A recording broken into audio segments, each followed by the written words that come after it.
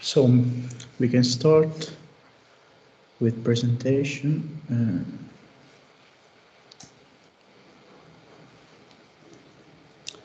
You can hear me? Yes. So good evening and welcome back to our third meeting of our seminar Percorsi di Teologia Politica, Itineraries of Political Theology. And I am glad and honored to welcome Professor Parens to the University of Pisa, where my colleagues Giuditta Bissiato, Giulia Longoni, Dino Galli and Paolo Murrone and I are attending PhD in philosophy. So I'd like to start by thanking you, Professor Parens, for agreeing to attend our seminar and for your courtesy and willingness in doing that. I believe that dialogue and debate between professors and students could represent a key permitting one to enter places the gates to which were locked, such as Leo Strauss said about the guide of the perplexed at the end of his introductory essay in Shlomo Pine's translation. On the flyer, I put a picture of manuscript from the British Library with the first lines of the Guide of the Perplexed, translated in Hebrew by Samuel ben Yehuda ibn Tivon. So you saw that. Now I'd like to introduce our lecturer. Professor Joshua Parens is professor of philosophy and politics at the University of Dallas, Texas, where he is also a dean of the Brent Graduate School of Liberal Arts and director of the Institute of Philosophic Studies.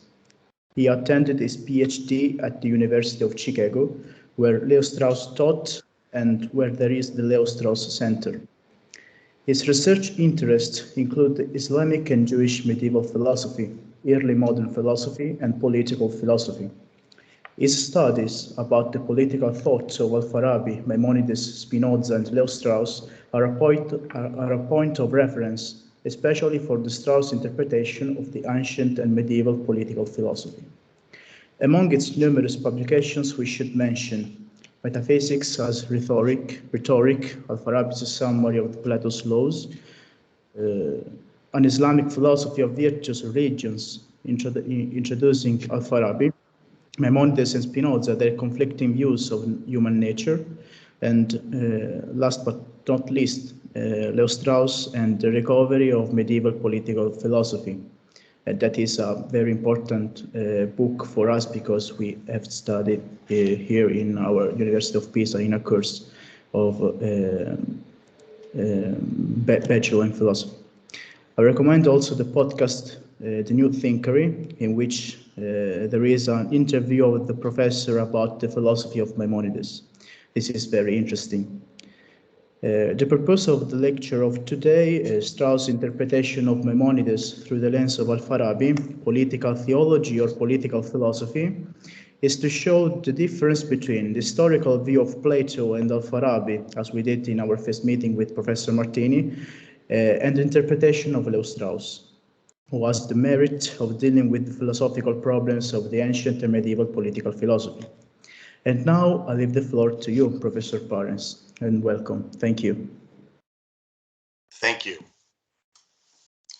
So I want to begin this lecture by thanking Giuseppe Nastasi, his co-organizers, Bissiato, Galli, Longoni, and Murrone, the Università di Pisa and its allied universities in Firenze and Padua for inviting me to give this lecture. It is an honor and a privilege to be asked by doctoral students to give my first lecture in Italy. As the dean of a graduate school and the director of the PhD program at the University of Dallas, the Institute of Philosophic Studies, I have special affection for education at this most advanced level. It's also encouraging to me at this time in my academic career to know that there is enough interest in Italy, in Leo Strauss and the medieval authors on whom he lavished his greatest attention, Al-Farabi and Maimonides, for me to be invited to give this lecture, as well as previously Cecilia Bonadeo Martini. Thank you.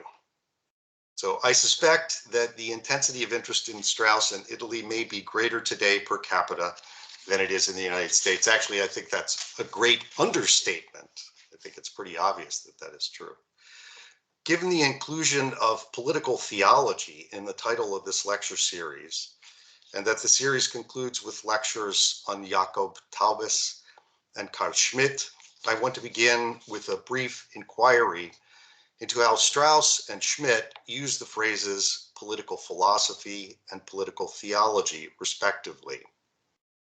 They use them as terms of distinction, which of course is not true for everyone who uses them. Heinrich Meyer has captured this contrast in a very economical way in his account of Schmitt's recourse to Tertullian to explain the contrast. According to Tertullian, quote, "We are obliged to something not because it is good, but because God commands it," end quote. As Meyer goes on to explain, Tertullian's emphasis on God's sovereignty harkens back to the contrast in Plato's Euthyphro. Are things pious or just because the gods say they are, or do the gods themselves look to forms, ideas, or natures in making something pious or just?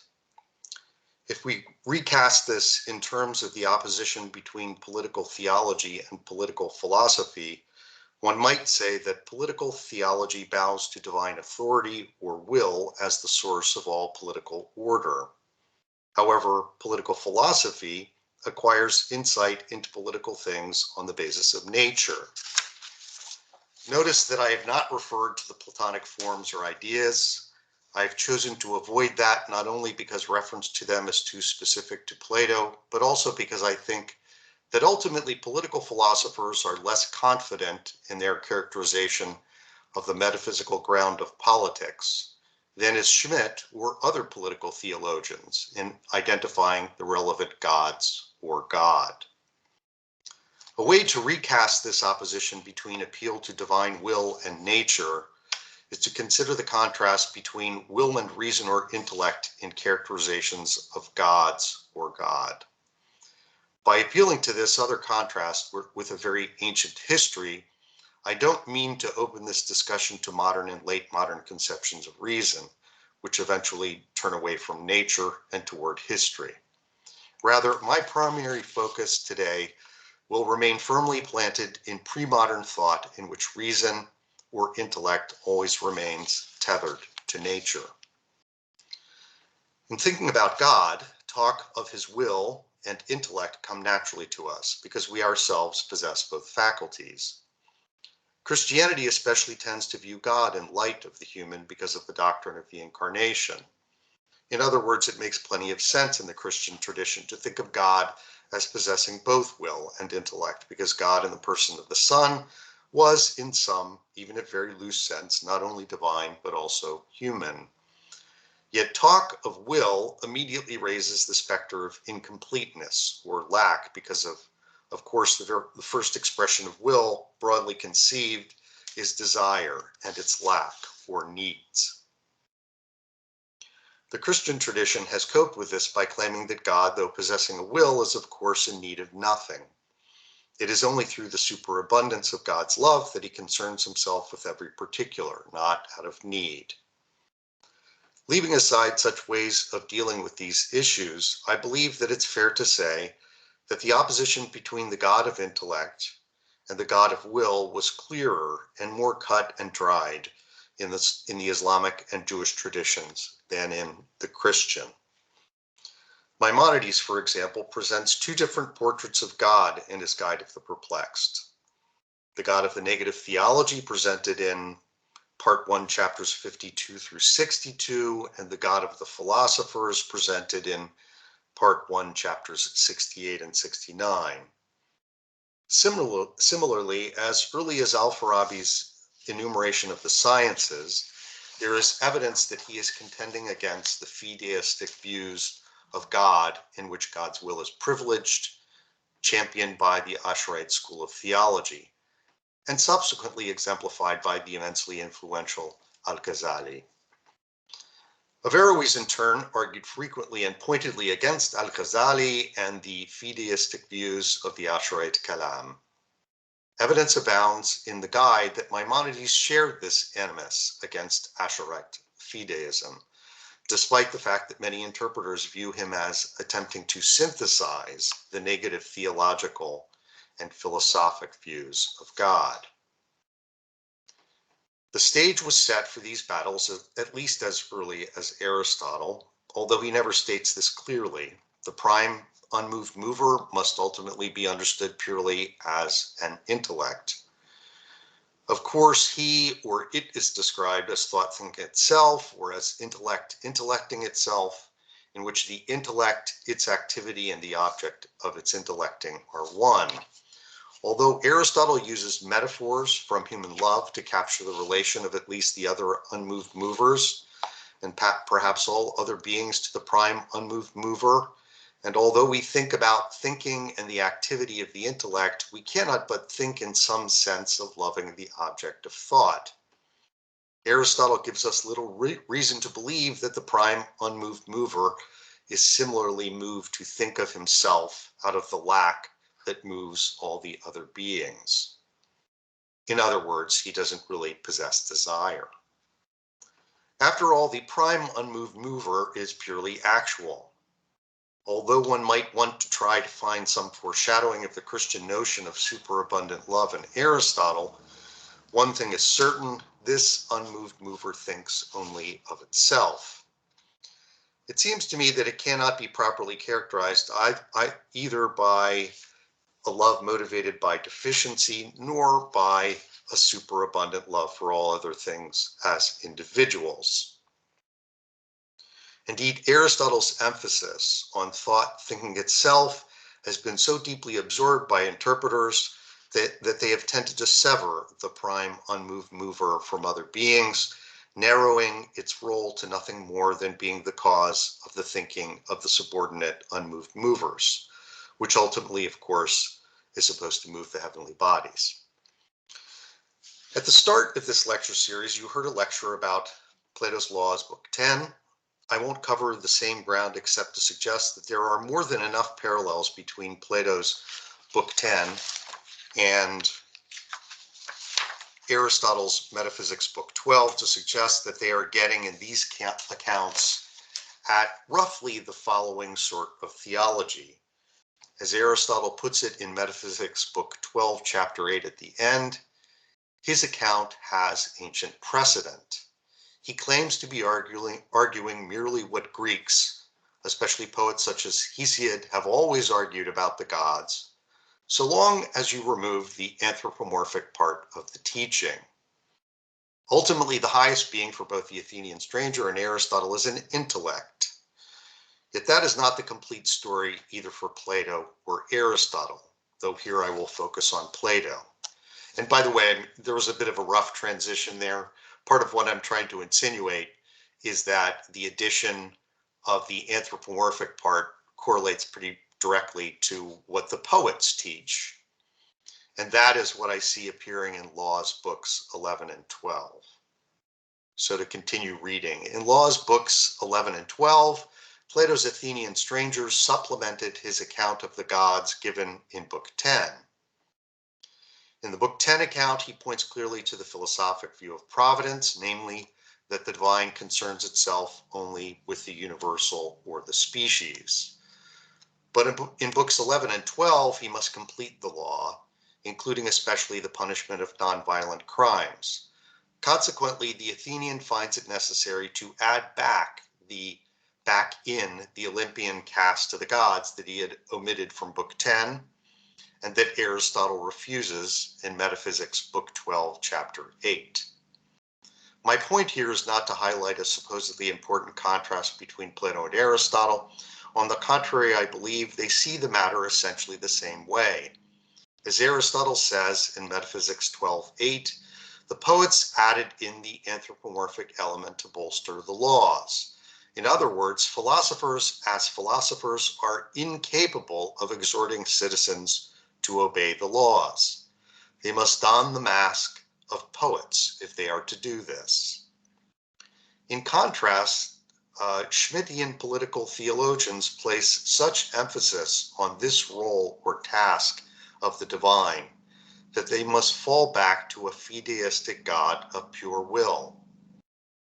Yet the question becomes whether a world in which such a God is sovereign is fit for human habitation. Finally, I want to turn to Al-Farabi and Maimonides, relying on the preparation we just received from Plato and Aristotle as model political philosophers in contrast to Schmidt as political theologian.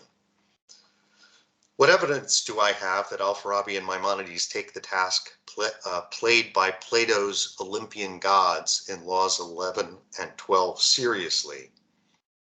In other words, although we learn from Laws 10 the philosophic view of God as intellect that is generally providential, a true political philosopher cannot neglect wholly what is central to the political theologian, namely God's will. The way this shows up in Al-Farabi is in his argument contrasting religion and philosophy in the Book of Religion. He begins that book with the following characterization of religion. Religion is opinions and actions determined and restricted with stipulations and prescribed for a community by their first ruler. By determined, muqaddara, Al-Farabi means, in effect, particularized. Determined, by determined, he really means what Maimonides, typically in our English translations, refers to as particularized. And in Maimonides, particularization is the effect of the divine used to signal that God is particularly, not merely generally providential. Returning for the moment to Al-Farabi, he goes on to explain that the virtuous first ruler, quote, determines the actions and opinions in the virtuous religion, end quote, either, quote, by means of revelation or by means of the faculty he acquires from revelation and the revealer, that is, by means of prudence. Elsewhere, he, as does Maimonides in Guide 237, so that is Al-Farabi, indicates that less virtuous rulers, without reference to the universals known through political science, imagine determinate or particular base means and ends. So my basic point again is that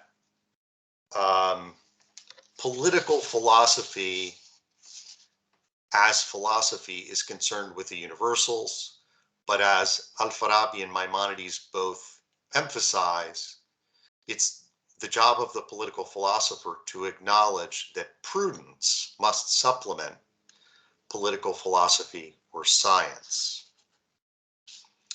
So returning to the crux of the matter, what religion possesses that philosophy does not is particularization.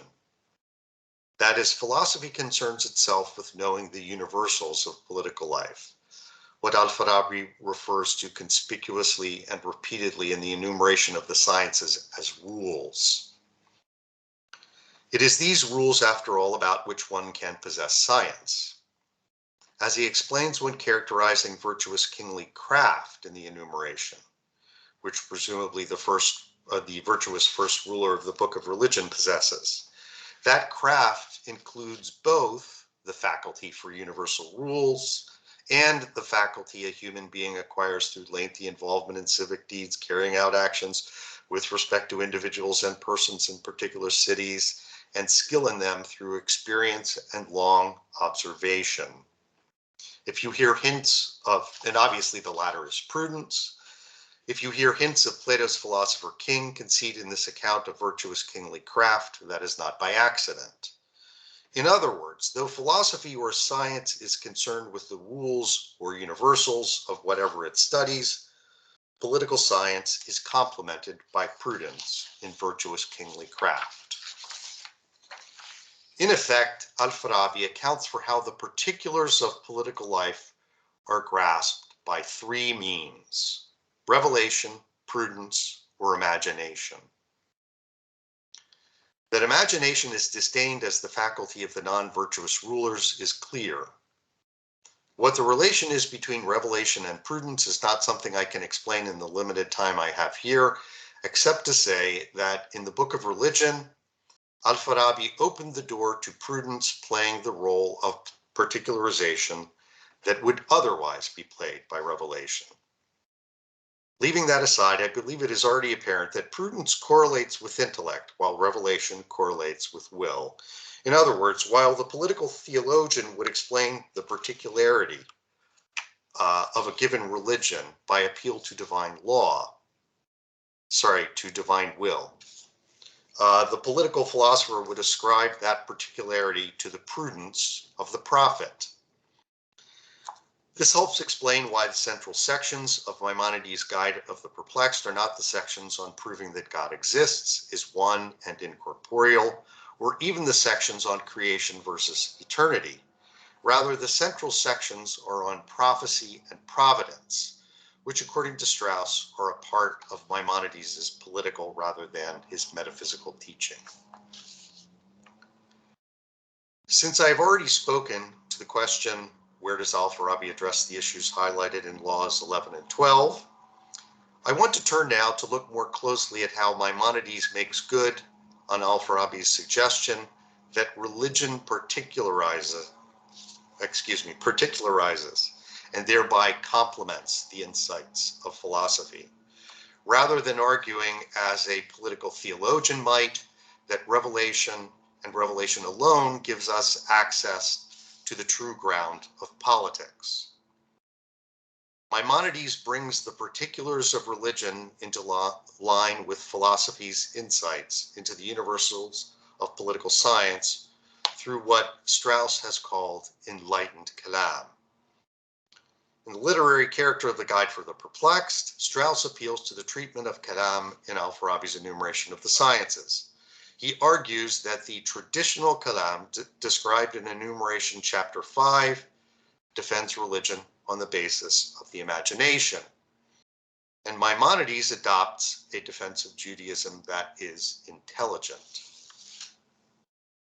Just what relation this intelligent kalam has to philosophy and political science in literary character is not immediately apparent. Ultimately, I will argue, as I have elsewhere, that this intelligent kalam not only relies on the intellect, but also is in harmony with philosophy and political science. To most readers of the guide, this reading will come as a bit of a surprise because, as Maimonides explains in Guide, Part 1, Chapter 71, the traditional imaginative kalam holds that a key part of defending its religion is to defend it against philosophy. How can religion complement philosophy if originally they seem to be at odds? If Maimonides is really is a political philosopher, then we are likely to see that religion is made to fit with or complement philosophy. If he were a political theologian, we might expect him to see him bend philosophy to fit revelation. Once again, Al-Farabi paved the way for Maimonides' approach. And both Al-Farabi and Maimonides followed the lead of Plato and Aristotle. That model was adumbrated most clearly in Metaphysics 12:8, as I already mentioned, along the following lines. What Aristotle teaches about the gods is the same that has always been taught among the Greeks, so long as you eliminate the anthropomorphic overlay. That is, it is the most ancient teaching, the teaching of nature, that underlies that anthropomorphic overlay. This is philosophy's way of combating the claims of the laws and religions of their given communities that their teachings are truest because oldest. The title to rule of the old or ancient is trumped in philosophy by the eternality of nature. But didn't we see in our recourse to Laws 11 and 12 that the anthropomorphic overlay, that evidence of divine will, is precisely what's needed to convince citizens to obey the law? Is there some way to preserve fear of divine will while not undercutting the natural order? In Al-Farabi and Maimonides, the initial and most obvious way to preserve evidence of divine will is to claim that the most ancient natural teaching was in the possession of our community first. In other words, our access to the truth is a demonstration of God's particular providence for our community. Notice, by the way, that this amounts to treating something that is a result of general providence into something that appears to be the result of particular providence. Because all communities at all times and places at least potentially have access to philosophy. So that was, by the way, that was a digression. It's not written in my paper and I'm not reading that. So Al-Farabi makes this argument in Attainment of Happiness, section 53, quote, "It is said that this science existed among the Chaldeans, who are the people of Al-Iraq, subsequently reaching the people of Egypt, from there transmitted to the Greeks, where it remained until it was transmitted to the Syrians and then to the Arabs." And Maimonides makes this argument in Guide 171. Again, an argument that amounts to God has been particularly provident to our community by giving us access to philosophy. The only problem is that all societies in all times and places potentially have access to philosophy. But the way he puts it is, know that the many sciences devoted to establishing the truth regarding these matters that have existed in our religious community have perished because of the length of time that has passed, because of our being dominated by the pagan nations, and because, as we have made clear, it is not permitted to divulge these matters to all people. I apologize, the quote is not the best quote. I would have needed to quote quite a bit more from Book 1, Chapter 71 to give the full flavor of what Maimonides is arguing. In essence, what he is arguing is that we, the Jews, had philosophy first, long, long ago, but we have forgotten it, and I am simply recovering it. He doesn't explain very clearly, but clearly by studying the Greeks. Maimonides goes on to make additional arguments about the prohibitions against inquiry into the secrets of Judaism. That is the account of the beginning and the account of the chariot, which he equates with physics and metaphysics in the introduction to part 1 of the guide, and suggests that we once had the secrets but have lost them due to the exile or pagan domination. Both Al-Farabi and Maimonides emulate what Aristotle claims evidently with respect to poetry, while claiming that their respective communities acquired the most ancient knowledge philosophy before the pagans. That is what Al-Farabi quite clearly states. It is what Maimonides insinuates. Doesn't state it quite as clearly, but in claiming that each of their communities had science or philosophy first, they're not merely engaging in the kinds of sectarian and ethnic self-aggrandizement one sees everywhere in evidence in contemporary life. Rather, they're insinuating that the way divine particular providence and will manifests itself is in God's grace in bestowing philosophy on their community, that is, in general providence. It is, in other words, one of those bait and switches that these philosophers are quite famous for. Rather than arguing, as the political theologian might, that his revelation bestows sovereignty, the political philosopher argues that the evidence of divine grace or particular providence is God's general providence, care in providing access to the truths of nature or reason. Here I want to take a step back to bring out the relation between philosophy and religion, or reason and revelation. Let us go back once more to Al-Farabi's Book of Religion to consider more carefully what he argues about that relation. In Book of Religion, section 5, Al-Farabi writes, "Thus, virtuous religion is similar to philosophy. Just as philosophy is partly theoretical and partly practical, so it is with religion. The practical things in religion are those whose universals are in practical philosophy. That is because the practical things in religion are those universals made determinate by stipulations, restricting them. And what is restricted by stipulations is more particular than what is pronounced unqualifiedly without stipulations.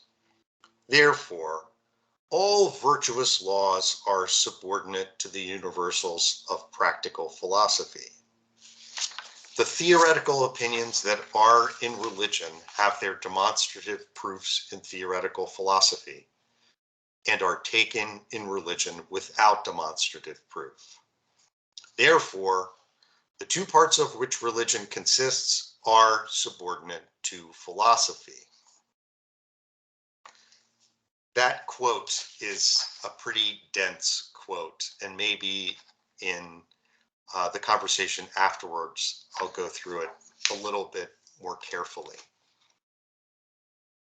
I don't believe that I'm the first to observe that what Al-Farabi claims here is tantamount to saying that religion is the handmaiden of philosophy, right? Quite the reverse, of course, of what Thomas argues. Or to put it differently, Al-Farabi clearly subordinates religion to philosophy. That Schmidt subordinates all human endeavor, including inquiry, but especially law, to the divine will is clear. In other words, the contrast between Al-Farabi as political philosopher and Schmidt as political theologian is clear. What is less clear is who else belongs to the class of political theologians, leaving aside blatant fideists like Schmidt. I apologize to anyone who take blatant fideists. I don't mean that as an insult, but the problem of synthesis or harmonization of reason and revelation lingers in the background here. Leaving aside the purist position of a Schmidt who appeals to the strong fideism of Tertullian, what can we say about thinkers like Thomas Aquinas? Is his political thinking properly understood as political theology or political philosophy? And how can we tell apart the more superficial concessions to divine will made by political philosophers from the deeper concessions of true political theologians? And by the way, here I must confess that this part of my talk is very experimental. I think it's actually a pretty, it's potentially a little crazy to suggest that Thomas Aquinas is a political theologian in the very strong sense. So I know that what I'm arguing here is pretty risky. But I argue it in part because Strauss, in the things that he wrote, notoriously says extremely little directly about Thomas Aquinas. He implies an enormous amount about Thomas. And what he does say about Thomas leaves the casual reader with the impression that there's no difference between natural law and natural right. But what I ultimately want to argue is that difference between natural right and natural law lines up really very directly with the opposition between political philosopher and political theologian. Again, the reason I'm making this point is that most people know what Strauss thinks about Thomas Aquinas only from Natural Right and History. That's where he says the most he ever says about Thomas. And in that work, there is very little light between natural law and natural right. They seem to be simply of a piece. One has to look to Persecution in the Art of Writing to see the opposition between natural right and natural law. Now with an eye, so here I take up reading my paper again.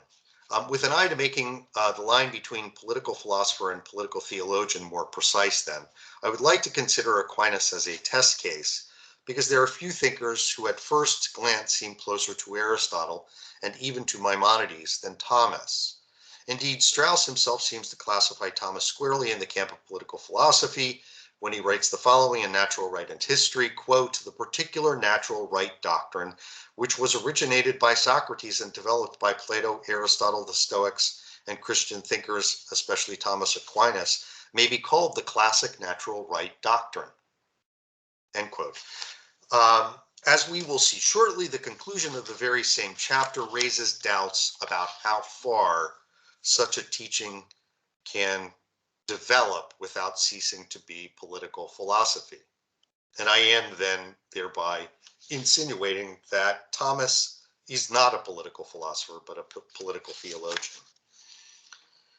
Ralph Lerner and Hossein Mahdi, and to a lesser extent Father Ernest Fortin, all students of Strauss, drew the same distinction between political philosophy and political theology as the one deployed by Strauss and Schmidt in the first edition of the classic anthology, Medieval Political Philosophy of Source book. Yes, together with Joseph McFarlane, I'm the co-editor of the second edition of that. And they characterized Thomas's, in the first edition, Thomas's political teaching as, quote, political theology, end quote, or as the political teachings of divine revelation. That is, as the position that the highest political teaching is contained in that revelation of divine law in which the theologian believes. The editors also argue that even though Thomas comments on Aristotle's works as treating political things as far as these are known to natural reason, Thomas adds to these arguments from reason the contrast between man's earthly and his supernatural end, and subordinates the former to the latter. The primacy of the revealed end and the appeal to that which is supposed to transcend reason are decisive indicators that a thinker is a political theologian. Although he did not address the character of Thomas's teaching so directly as Lerner, Mahdi, and Fortin, Strauss addressed indirectly and delicately the contrast between political theology and political philosophy in medieval Christian thought, and Thomas's place in relation to this distinction in one of his most Jewish writings, the one on Judah Halevi, the Law of Reason in the Kuzari, or Kuzari. This chapter in Persecution in the Art of Writing is in Strauss's most Jewish book. This chapter is at least one of, if not his most challenging writings.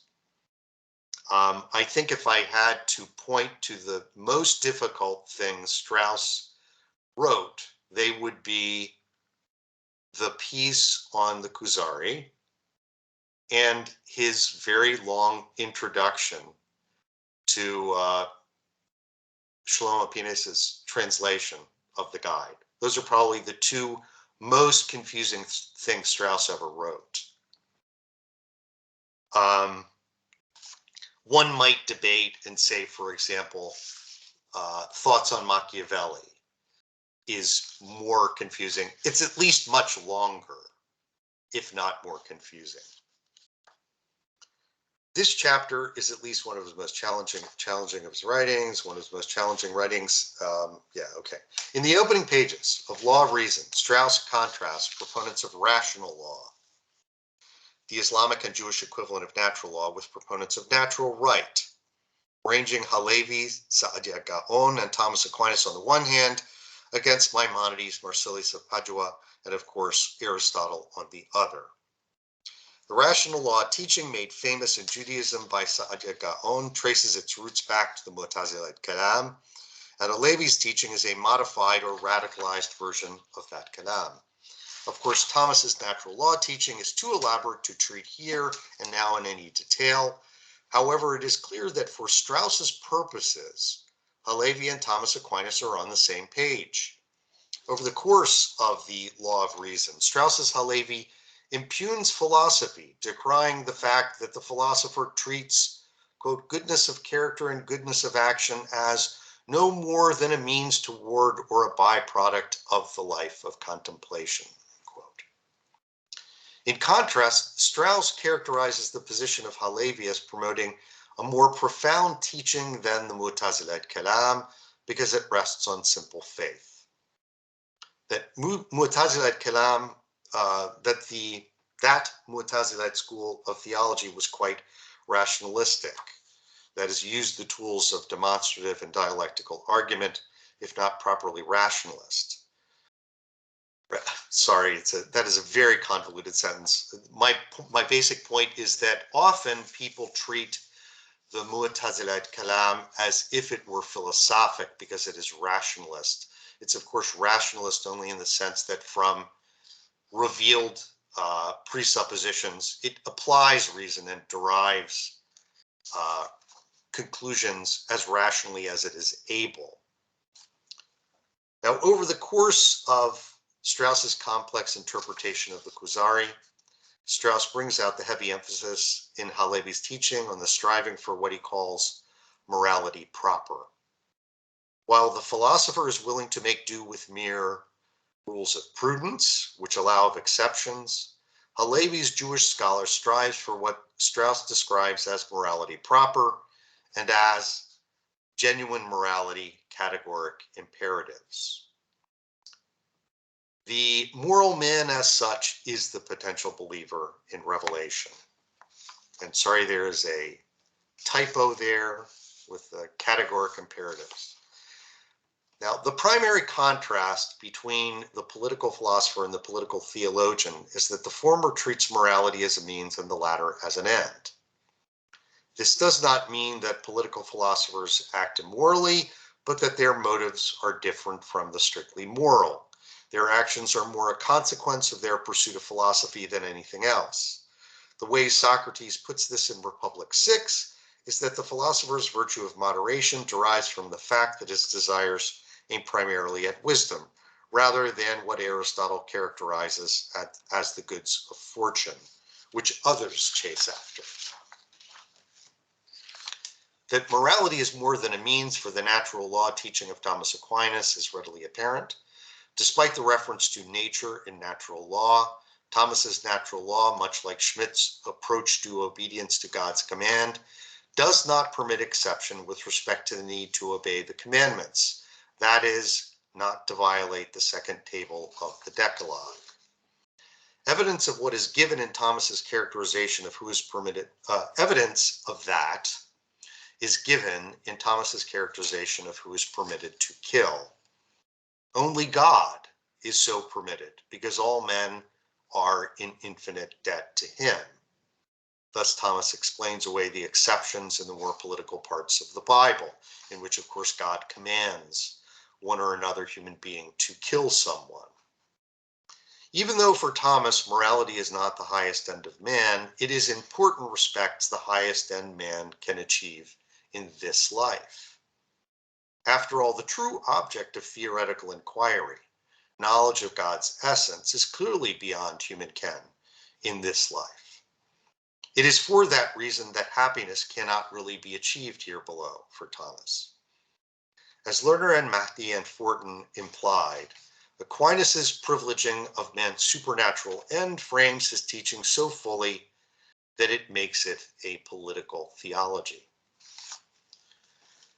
Although the differences between natural right and medieval natural law are subtle enough that many assume that from Strauss's point of view they are essentially the same, Strauss's law of reason in the Kuzari makes it clear that these positions differ in profound and substantive ways. In contrast, the disjunction between natural right and natural law is treated much more subtly in Natural Right and History. At the end of a long chapter in which Thomas appears at the end of the development of the classical natural right doctrine, Strauss hints that certain drawbacks in Thomas's teaching fostered the rebellion against them mounted by Machiavelli. Indeed, the first appearance Machiavelli makes in natural right is as the one who denies natural right. Ironically, it was not the bearers of revealed law we find, Ironically, it was not the bearers of revealed law in the Islamic and Jewish traditions that elicited the kind of reaction against the constraints of law we find in Machiavelli. Rather, it was Thomas's revival of law in Christianity with his emphasis on categorical interpretations of commandments, such as the one against killing, that elicited a renewed defense of prudence. And that is, of course, what Machiavelli provides, even though, of course, it is by no means a traditional understanding or prudential teaching. Although the modern natural law teaching was an attempt to revive the large role for prudence, evident in ancient natural right, Machiavelli's understanding of prudence was sufficiently different from pre-modern understandings and was attended by other features of modernity, such as its penchant for unsettling laws and mores, that Machiavelli's response to pre-modern Christian political theology would one day give rise to history as a substitute for nature as moral standard. That was another overly long sentence. Sorry about that. Our consideration of this hard case, Thomas Aquinas, has revealed just how difficult it can be to say what is and what is not an example of political theology.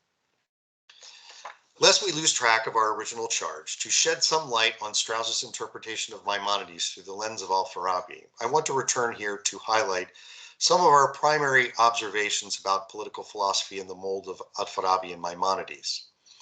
Although it is readily apparent that Al-Farabi views religion or theology as the handmaiden of philosophy, it is easy to assume that Maimonides places theology in a leading role. After all, claiming as Maimonides does that the account of the beginning is physics or natural science and the account of the chariot is metaphysics or divine science has led many to conclude that the guide is a work of Jewish philosophy, and that, like Thomas, Maimonides views his political teaching as deriving from the revealed view.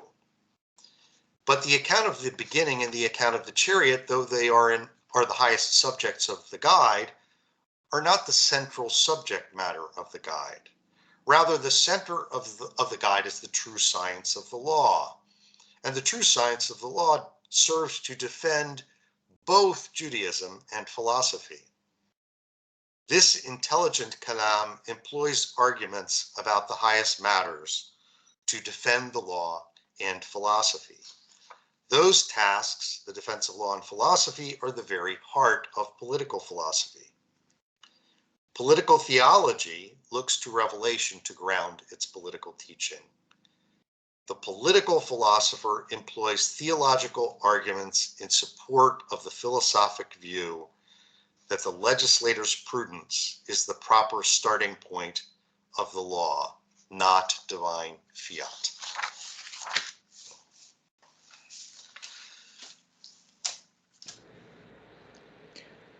Thank you, Professor, for your presentation. That was very interesting. We can start with discussion. You can raise up your hands. I have another question by Dr. Marco Menon. Please, Marco. Okay, can you see me? Can you hear me? I hope so. Yes, clear and loud. Yes, by the way, before you start, Professor Menon, very nice to meet you. This is the first time I've met you. I'm sorry I didn't see your name before. So. Oh, don't worry about that. So first off, I would like to thank you for this presentation because I really enjoyed that a lot. And I enjoyed very much the last part, let's say the Machiavelli part. And I have a question for you concerning this last segment of your paper. And to be honest, my question is also based on your book of 2016, The Recovery of Medieval Political Philosophy.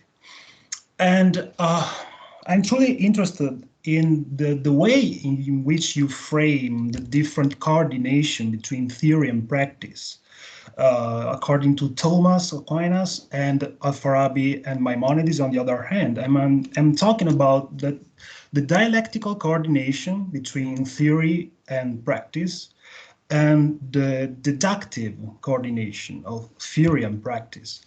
And I would like to know if this coordination, let's say the deductive coordination of theory and practice, is typical of political theology or not. And if by saying so, we can say that modern political philosophy, enlightenment, and things like that, which seem to keep this coordination between theory and practice, can be seen on this very basis as, let's say, a secularization of political theology. Well, I guess it's... Yeah, that is a very challenging question. Could you say just a little bit more about what elements of my talk you meant to appeal to in making the argument that there was this coordination between theory and practice? Well, okay, thank you for asking me this, because I need to clarify my point. So there is no reference in your paper today of this coordination. I'm taking my bearings from your book, but okay. I wanted you to say more about that, because it seems to me that this is a decisive step in what brings about the reaction of Machiavelli. So I wanted to know if you could explain that coordination, that the different kinds of coordination between theory and practice, in the light of the distinction between political philosophy on the one hand and political theology on the other. Yeah.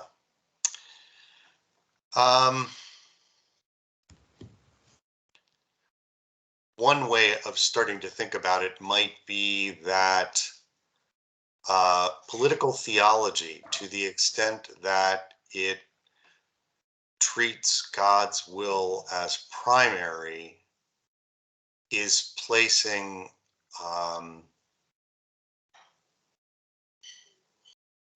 huge weight on what Strauss refers to in Revelation as hearing, which of course, right, that in this opposition between seeing and hearing, between reason and revelation, it's quite clear that the putting a stress on hearing and God's will implies the primacy of action and renders theory dependent on will and action. I think evidence for that would be the Mu'tazila Kalam. That's a kind of example of the way in which reason ends up being a means of articulating, deciphering the will of the divine, in which reason is clearly subordinated to will and theory is clearly subordinated to action. In the case of political philosophy, it's pretty clearly the opposite. It's so much the opposite that it wouldn't be too much of an exaggeration to say that action is almost an afterthought for the philosopher. That's the shocking implication of law of reason in the Kuzari, which Strauss does not frequently voice. Yeah. Okay, thank you very much. Sure. Thank you for the question. Any questions? Thank you, Marco Menon.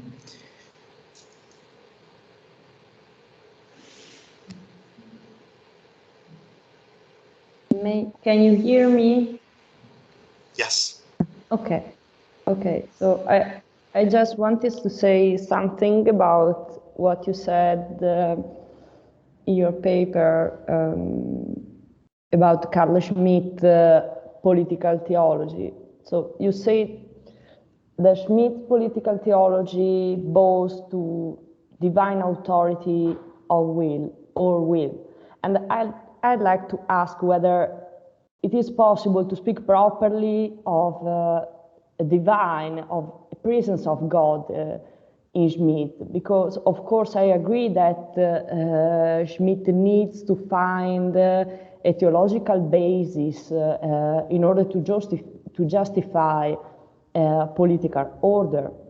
That is, for example, I'm thinking about the Hobbes crystal, the image of Hobbes crystal and the dogma, Jesus is the Christ. But however, this basis has really been secularized during the 17th century, the 16th with Hobbes, of course. And this secularization determined the discontinuity of modern political and juridical concept with the theological one. Yes, of course, there is a sort of continuity, but also a huge discontinuity, I think, in my opinion. And just because Schmitt believes that modern order has not really foundation, in my opinion. So I wanted to ask what do you think about it, and if we can really speak about the God, the presence of God. However, this Jesus is the Christ can be seen or considered as a revelation. Yes. So, by the way, let me admit that I'm certainly by no means a Schmitt expert of any kind at all. But what you're pointing out about the secularization that occurs in Hobbes is in some very important respect precisely what Schmitt is rebelling against. He is rejecting the kind of displacement of the divine that Hobbes brings about through the consent of the ruled. So I'm just not sure. Let me put it this way: living in a world that is largely subject to liberal orders, he is always fighting a kind of guerrilla action against liberal democracy. And when he engages in that guerrilla action, that sort of attack on the liberal order, he's appealing to divine revelation. He certainly knows that in the liberal order in which he lives, the consent that is so central to Hobbes is not the source of order he wants to appeal to. So it seems to me quite difficult to be able to sort out Schmitt's own critique of Hobbes and of the liberal order from his own position. I was at least conservative and not trying to suggest that Schmitt is, say, a card-carrying Catholic.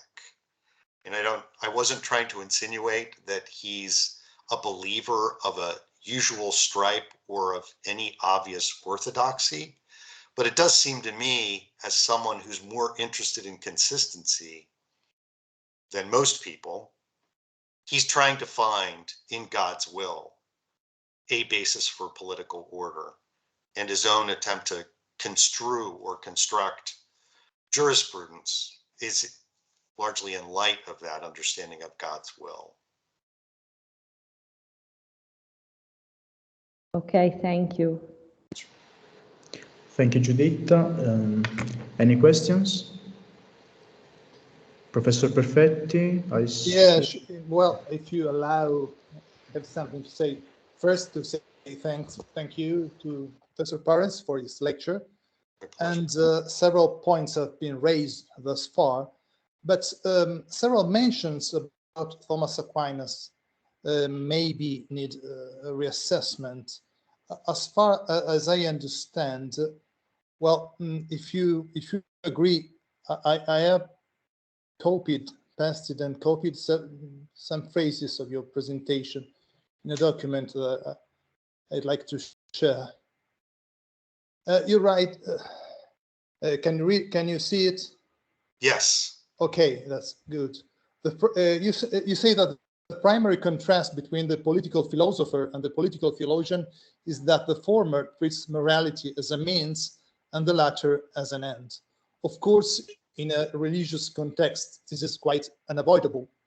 But we must keep in mind that for Aquinas, we have the distinction between beatitude imperfecta, sort imperfect happiness that can be reached in this life, and the condition of the blessed. What you say later, at times uses expressions like rational law or natural right. But in Aquinas, we have this formula, lex naturalis, which is different. And as far as I know, in Aquinas, this cannot be reduced to the idea that you write here, that of course is not your wording, is Lerner's wording, that the highest political teaching is contained in the revelation of divine law. Because, sorry, I'm coming back. Because in Aquinas, as you certainly know, there is a system of 4 levels of law, and the so-called natural law is our rational participation in the divine providence. It does not equal to the commandments. It has to do with the first principles, and then you have to deduce the conclusions of your practical syllogism. So in a way, it gives a lot of elbow room in terms of autonomy, rationality. There is a practical reason in Aquinas. So I'm asking, why do you tend to glue together natural law and divine law? Because the 10 commandments are part of the divine law, which is a supplement given to us by God to help us to reach that ends that go beyond our grasp.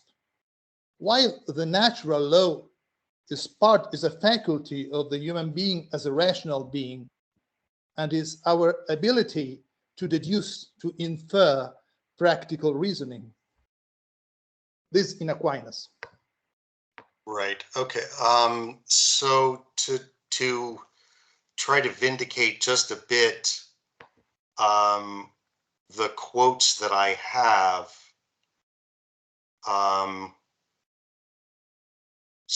And they characterize Thomas's political teaching as political theology, or as the political teachings of a divine revelation, that is, as the position that the highest political teaching is contained in that revelation of divine law in which the theologian believes. They are using divine law in this passage quite loosely. And all they are suggesting is that the ground of the political teaching is given by God through the law he gives. Their intention here is not to articulate anything clearly about natural law in contrast to divine law in Thomas's sense. And then that contrast between, so to be clear, I was grouping rational law and natural law together in opposition to natural right, where natural law is the Christian teaching and rational law is the Jewish and Muslim equivalent of the natural law teaching. Those two then, right, both of those then are opposed to natural right.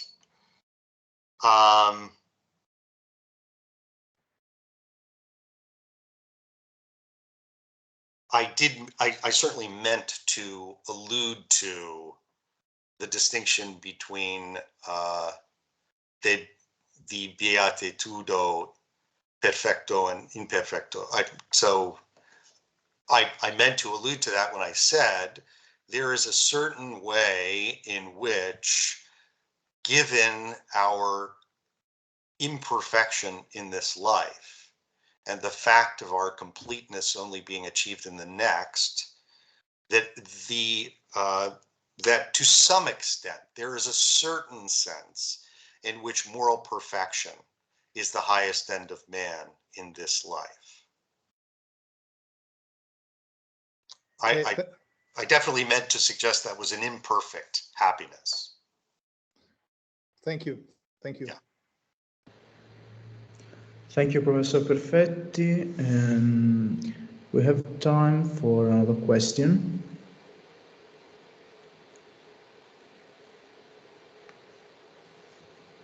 Yes, Dr. Scordari, please.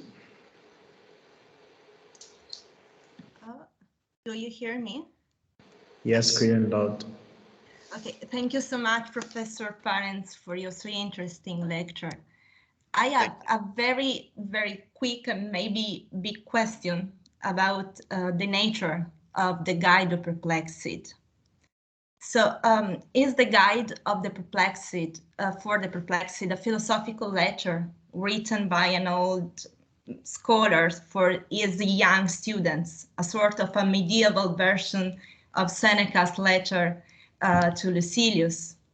Or should we agree with Strauss and consider the Guide of the Perplexity as a particularistic Jewish book written for the Jewish people by a Jew, that is by Maimonides, the political theologian, who aims at philosophical foundation of the law, at an intelligent kalam?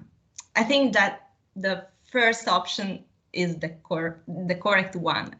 Maimonides seems to support his students, showing him his own hermeneutics, his own rational method of reading the scripture, his creative ability to bring together Jerusalem and Athens.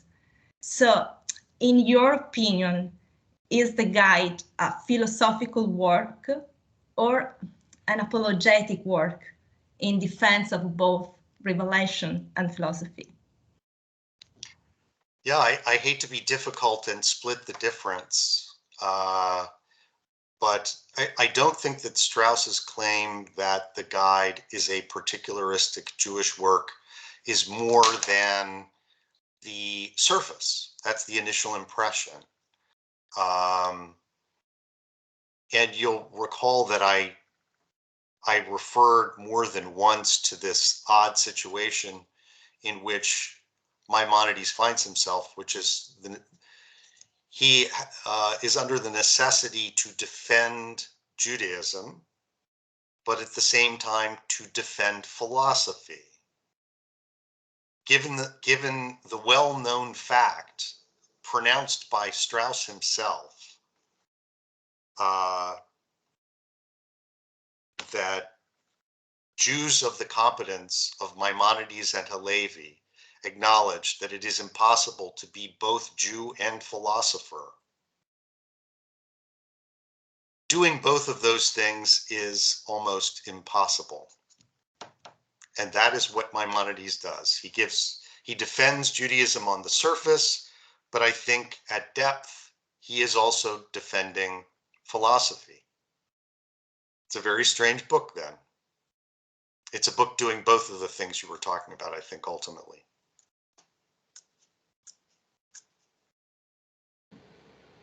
Thank you. Yeah, thank you. Thank you, Dr. Scordari. Last question.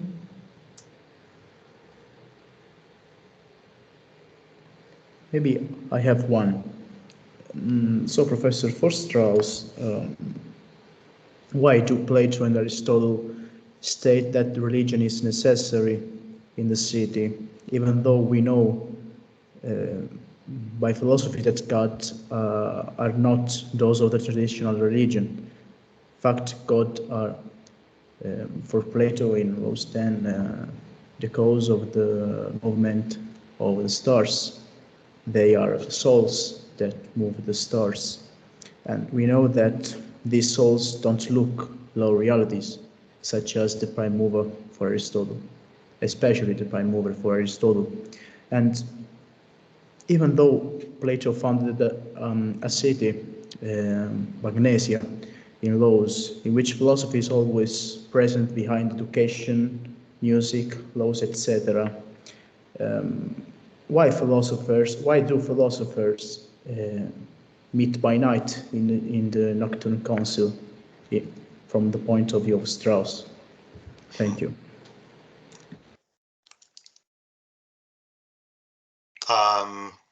They meet by night because, well, this is a bit of a challenge. One can think of it in light of the Republic. Of course, the conversation of the Republic takes place overnight. Why are there some conversations that should be had at night? By the way, the Republic can be put together with the Fido as a complete day, evidently. And the Fido then takes place during the day, and the Republic at night. It would seem that the public face of philosophy is that which shines in the day. And what is reserved for the night is the secret conversations of philosophy. So I take that to be, it's useful to think of that moment in Plato's Laws in light of what Strauss refers to as the law of laws that appears in Book 1. The law of laws, which is that it's okay for old men to get together and discuss the law and contemplate changing laws, as long as young men aren't involved, or if there are young men, they have to be sifted through and tested. It would seem that this is part of the reason why the conversation has to take place at night, and that conversation of the Nocturnal Council is a conversation of guardians of the laws, is that philosophy, when confronted by the law, engages in delicate conversations about law that raise questions about what are the fitting ends of life and what are the fitting ends of the city. Those are not the kinds of questions that citizens should be raising every day. And in many ways, I think it's fair to say that citizens tend not to raise those questions ever. I think both Plato and Aristotle suggest as much. Yes, maybe more Plato than Aristotle, yes. So thank you, Professor. If we have not other questions, so Dr. Menon, please. Okay, thanks. I have just one little remark. On page 9 of your paper, there is this short quote from Natural Right and History, and I would like to argue that that very quote, that sentence, goes already in your direction when you maintain that Thomas is a political theologian. And let me quote, please. The particular natural right doctrine, which was originated by Socrates and developed by Plato, Aristotle, the Stoics, and Christian thinkers, especially Thomas Aquinas. So when Strauss says Christian thinkers, is explicitly saying these are not philosophers, these are thinkers. In my mind, this rings a bell. So that was just it. Thanks. That's a nice pointer. Thank you.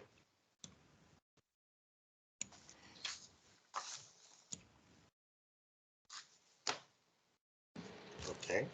Thank you, Marco. And so we are at the end of our lecture, and thank you again, Professor Parens, and thank you to all the participants, to Professor Perfetti, Marco Menon,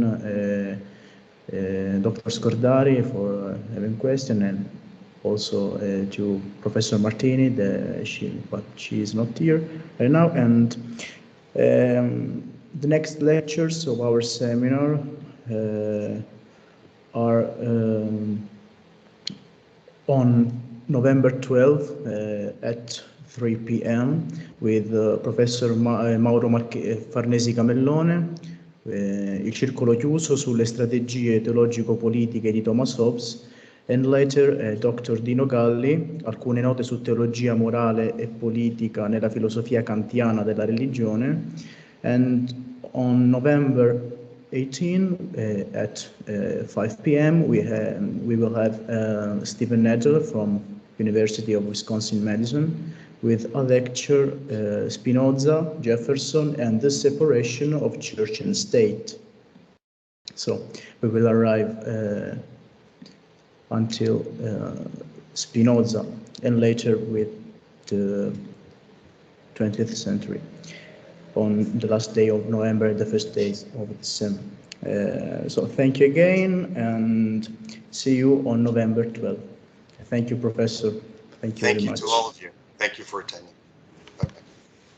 Thank you. Bye. Thank you very much. Thank you. Bye.